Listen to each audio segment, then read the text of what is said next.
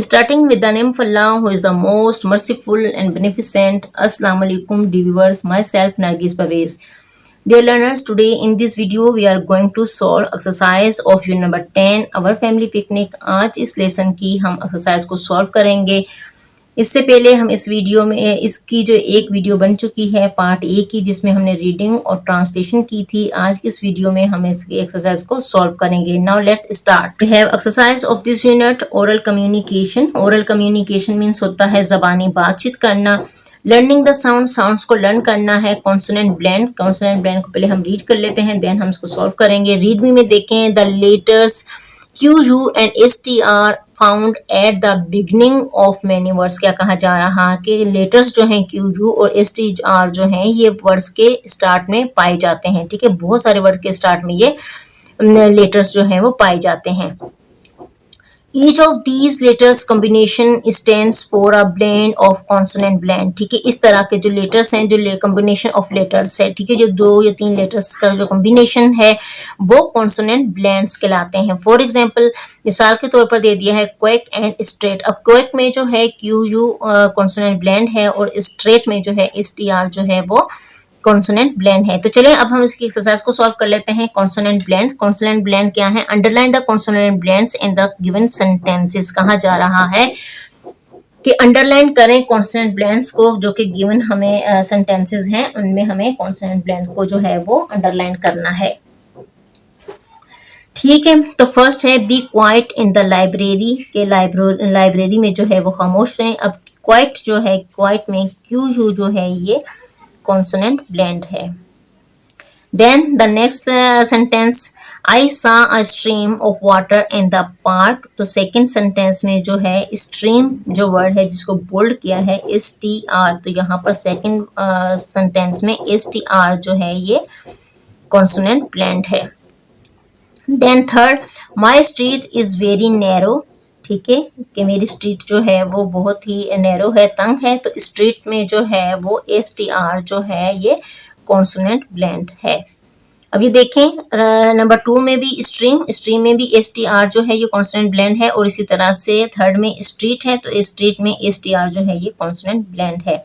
Then next, you should be quick in doing your homework. कि आपको अपने घर के काम में जल्दी करनी चाहिए. तो क्विक है यहाँ पर, तो क्विक में जो है QU जो है ये कॉन्सोनेंट ब्लेंड है. ठीक है, तो इस तरह क्वाइट में QU, स्ट्रीम में STR, स्ट्रीट में STR और क्विक में QU जो है ये कॉन्सोनेंट ब्लेंड्स हैं. Then next, learning to speak. Learning to speak में हमारे पास talk about the picture according to the statement given below. कि आपने बात करनी है इस पिक्चर के बारे में, लेकिन कैसे करनी है, जो स्टेटमेंट नीचे दी हुई है उसके मुताबिक.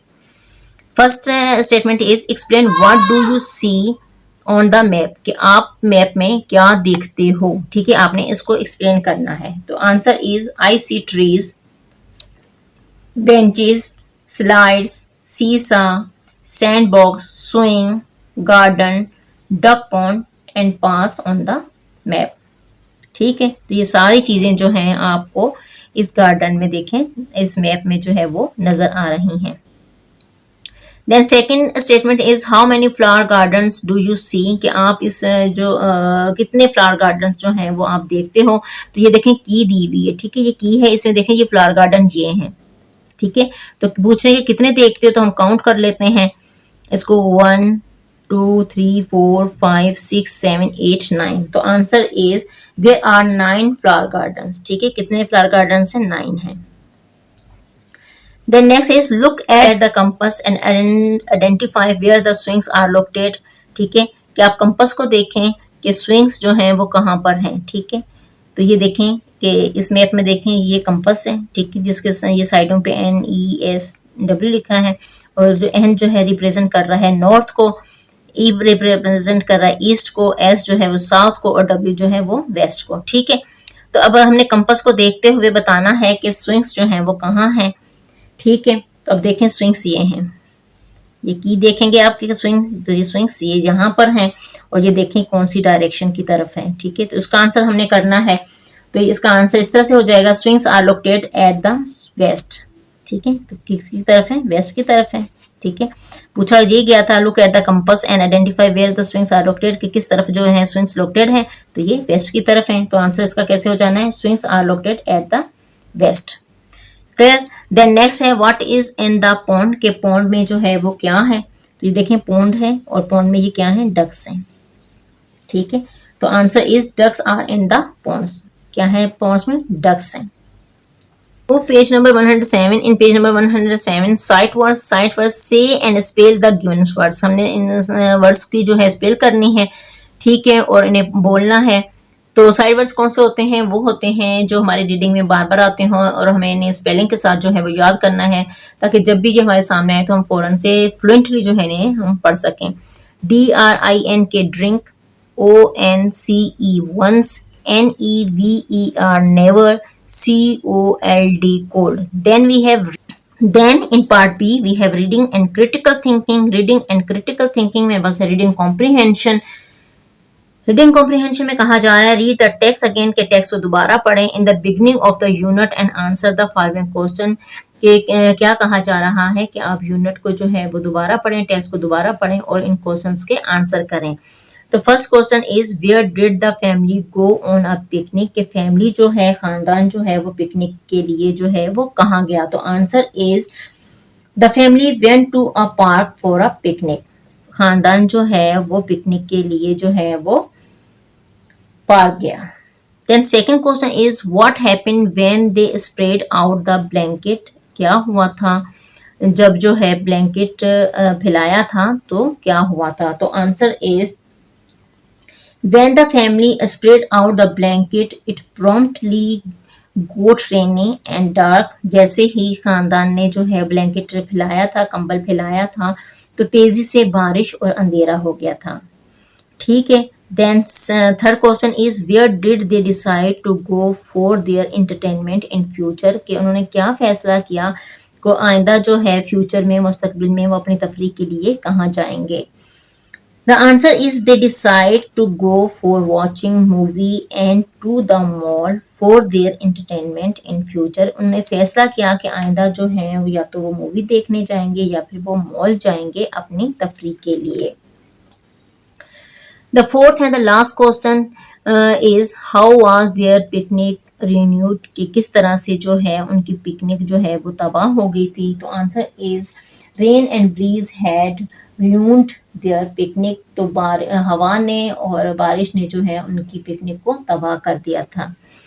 ठीक है, देन है एनालिटिकल रीडिंग। एनालिटिकल रीडिंग में हमारे पास है read the questions and select one option out of 3, give reason to justify your answer.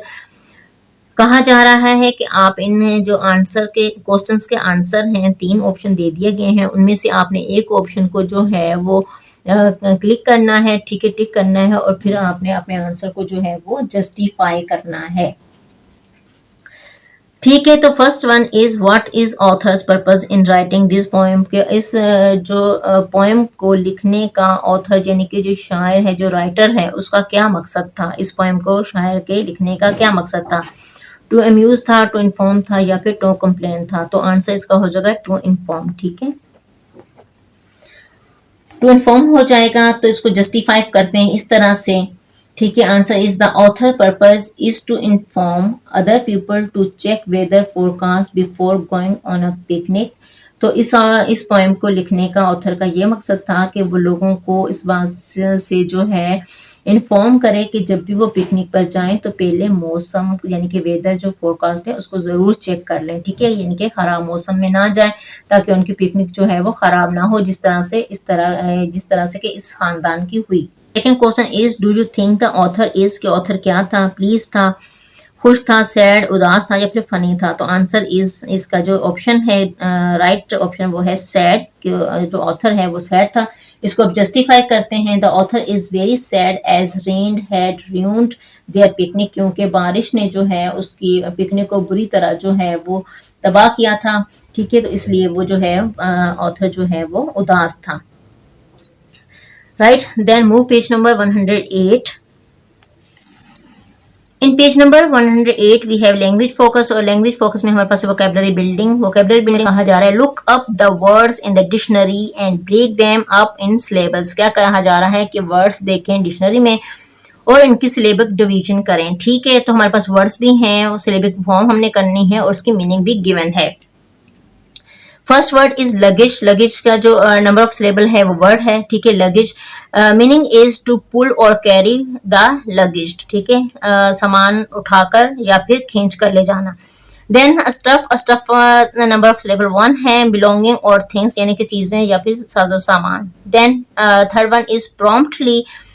Promptly number of syllable 2 है। Promptly meaning is quickly without delay यानी कि तेजी से बगैर ताखीर किए हुए। Next one is screaming. Screaming के नंबर ऑफ सिलेबल जो है वो 2 है। स्क्रीमिंग, ठीक है, और इसकी मीनिंग है शाउटिंग यानी कि चीखना। नेपकिन नंबर ऑफ सिलेबल 2 है। Napkin meaning is a small soft paper two wipe face and heads यानी कि छोटा कागज का, नरम कागज का जो टुकड़ा जिससे जो है हाथ और मुंह जो है वो साफ किया जाए, ठीक है, पोंछा जाए। ruined, ruined के नंबर ऑफ सिलेबस 2 हैं। ठीक है, ruined मीनिंग इज स्पॉइल्ड यानी कि तबाह करना, खराब करना। पिकनिक, पिकनिक के नंबर ऑफ सिलेबल 2 हैं। Picnic meaning is outing in which people take the food to eat there यानी कि ऐसी सैर जिसके लिए लोग जो है खाना अपने घर से लेके जाएं। ठीक है, खाना साथ लेके जाना। The next one is learning to spell. Learning to spell में है in groups look at the 2 boxes how many words can you read and right.